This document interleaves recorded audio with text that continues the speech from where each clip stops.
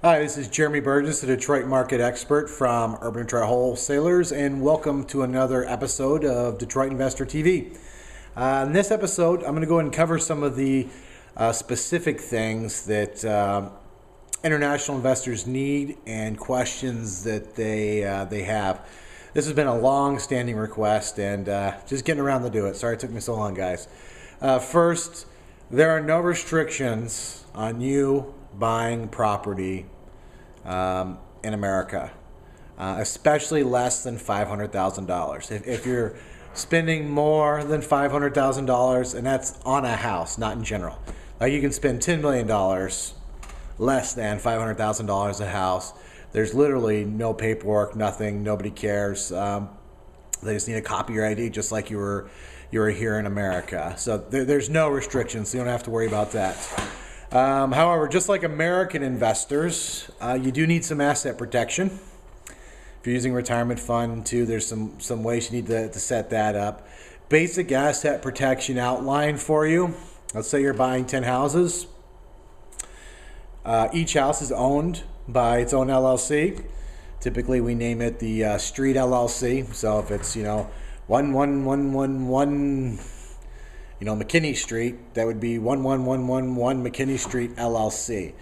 They're each owned individually. That's because it's just so cheap to own and maintain and keep in good standing an LLC in the state of Michigan. It's not like California where it costs you $1,500, $2,000 a year to maintain it. It's something that's pretty affordable here, $50 a year to maintain it and keep it in good standing. So why not have the extra asset protection?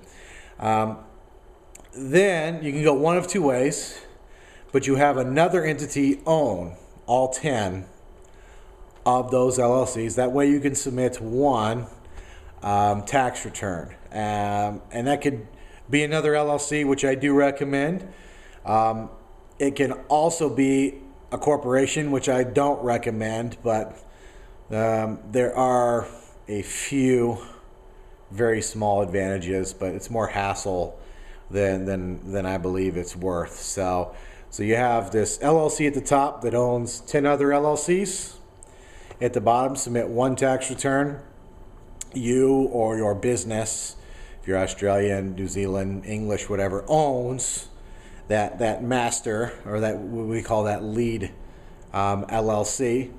And that's how you would do it. The only thing you would need at this point in time is a bank account. Pretty easy to set up. You can either pay somebody to do it. It's the quickest way. It's pretty cheap. A couple $100. Somebody will set up. You get a lawyer to set up a bank account for you. Or if you're more patient and you don't mind maybe the property management company holding on to your money for a little while, you could actually open your own bank accounts via mail. It's kind of a pain in the butt. You got to fill out some forms. You got to copy your passport and get it notarized as a true copy, and you got to mail it off. But you can do it. Some of the ones that do let you do it, I know Chase does. HSBC also lets you do it if you wanna mail it in. And why is it important to have an American bank account? You don't want to be subject to the currency fluctuations. I know you probably have considered this already, but just in case you haven't, you're making 12 to 16%, on your money right now, a return on investment and the stuff you're doing here in Detroit. Why not see if you can't boost that by being strategic about when you transfer that money into your own particular currency? I've had investors get, a 30-40% bump by being patient, waiting a year and a half, sometimes 2 years, so when the currency is really in their favor, and switching it all over then. So it takes your 12 to 16% then, and bumps it up into the low 20s. That's pretty good for just being patient. Obviously, you need access to the money. Just get it. No sense waiting if you need it, or you want to come visit America, spend it while you're here. Buy more real estate with it if you want to as well. But just a few things to consider. So when setting up your asset protection and your bank accounts. Yeah, that's really. I mean, there's no restrictions. Your basic asset protection. One LLC. Oh, let me explain why one LLC per property. So let's say a tenant slips in 1111, McKinney Street LLC. Crack their head open. Turns out, takes it to court. Jury says, you know what?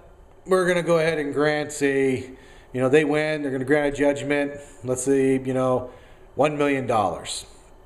Now, if one LLC owned all 10 of your properties, every single one of your houses is at risk, right?